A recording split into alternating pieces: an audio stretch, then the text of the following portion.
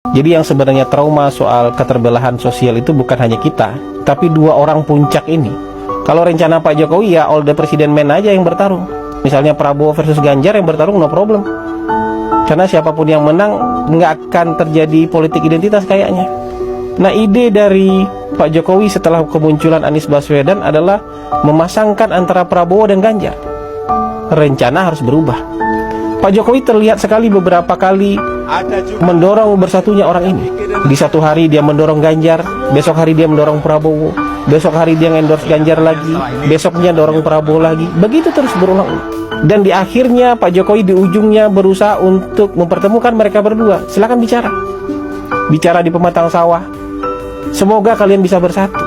Tapi nggak ada titik temu, Mama. Ganjar merasa sebagai orang yang mewakili partai terbesar ya nggak mau jadi nomor 2. Padahal waktu itu dia belum diumumkan. Tapi ketika Ganjar diumumkan 21 April, yang juga Pak Presiden nggak tahu itu bakal diumumkan, pintu mulai ketutup. Sebagai calon presiden Pak Jokowi saya yakin sangat kecewa. Projo mulai diisukan untuk mendukung Prabowo. Itu tenaga dalam itu. Ya, PSI mencabut dukungan itu kan tenaga dalam. Kaisang menjadi ketua PSI itu tenaga dalam yang dikeluarkan untuk ngasih tahu, saya sudah nginjak gas agak jauh nih. Mau nggak evaluasi? Turunkan ego demi persatuan nasional, gabung dong sama Pak Prabowo. Mas Ganjar jadi wakilnya Pak Prabowo. Nggak juga mendapatkan respon, ya sudah, dikeluarkan tenaga dalam yang ultimate. Gibran diisukan menjadi calon wakil presiden Pak Prabowo. Sebenarnya masih mudah untuk di-replace itu kalau Ganjar menjadi wakilnya Pak Prabowo. Makanya ada beberapa orang ring satu istana bilang sama saya, Gibran ini hanya bisa dihentikan kalau Mas Ganjar bersedia menjadi calon wakilnya Pak Prabowo. Tenaga dalam terakhir ini dikasih waktu juga panjang, nggak langsung diumumkan. Ya kan?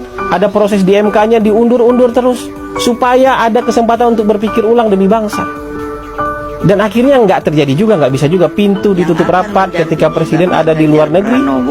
Mas Ganjar diumumkan wakilnya ketika Presiden di luar negeri mendaftar di KPU. Ya sudah, tutup semua pintu.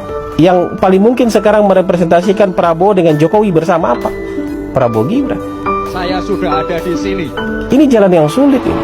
Pak Jokowi bisa menempuh jalan mudah bersama Ganjar. Nggak akan ada itu urusan MK, nggak akan dibully itu soal dinasti, nggak akan dihujat keluarganya. Pak Jokowi tidak akan dihujat oleh pendukung-pendukungnya sendiri.